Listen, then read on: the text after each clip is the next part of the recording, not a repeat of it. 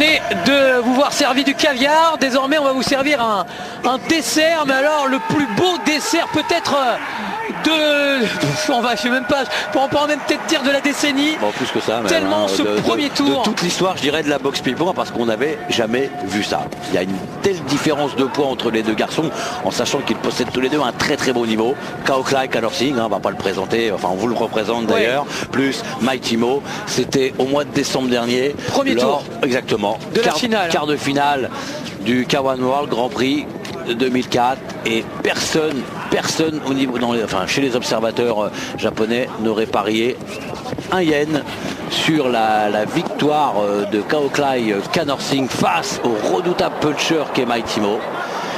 Kao Klai, Connor Singh qui avait eu son billet pour cette finale en remportant notamment le K1 de Séoul, ensuite en battant mais quand même déjà en battant Alexei Ignatieff. Oui, c'est ce que j'allais dire, voilà. Alexei Ignatieff lors des éliminatoires. Donc, il avait un petit peu déjà planté le décor, le garçon. Avait lui remporté le K1 de Las Vegas pour se qualifier pour les éliminatoires.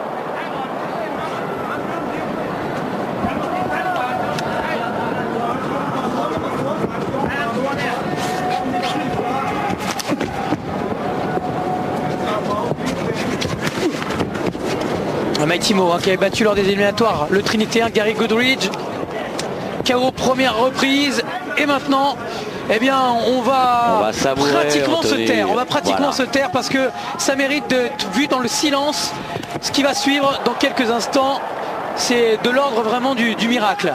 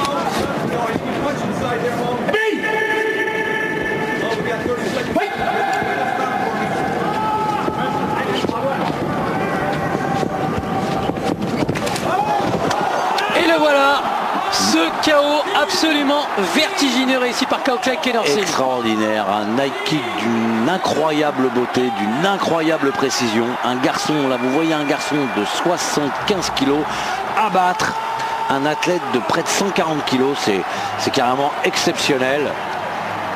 Kao Klai, Connor Singh qui gagnera donc ses galons de demi-finaliste. Et regardez, magnifique, le high kick pur. Moi je me lasse pas de cette image parce que je trouve ça fabuleux, et nous espérons d'ailleurs pouvoir vraiment vous en montrer d'autres durant les mois à venir, et en espérant aussi avoir le même genre d'image le 19 novembre du côté du Dôme de Tokyo. Mais là c'est vraiment le plus beau chaos de l'histoire peut-être qu'on a vécu là. Ah non mais c'est sûr, parce que vu la différence de poids entre les deux garçons et quand même un niveau relativement à peu près le même niveau entre ces deux athlètes, c'est carrément c'est extraordinaire quoi. Regardez le tibia, c'est pile poil le tibia qui prend la tête de Mighty Mo. Vous savez quoi, c'est comme si qu'à l'époque Julio César Chavez avait mis KO Mike Tyson à sa meilleure époque. Non mais voyez, non mais c'est vrai, à toute proportion gardée, c'est un petit peu ça. C'est évident. Faut pas rêver. Non, ça aurait pas été possible. Toujours est-il que lui, Mighty Mo, il a été rêvé quelques secondes là quand même. Il est parti faire un petit tour au voyage au pays des dodos. Avec Kao Klai, Connor Singh qui ensuite sera éliminé en demi-finale par Musashi. Ouais. Parce que vu la différence de poids entre les deux garçons et quand même un niveau relativement à peu près le même niveau entre ces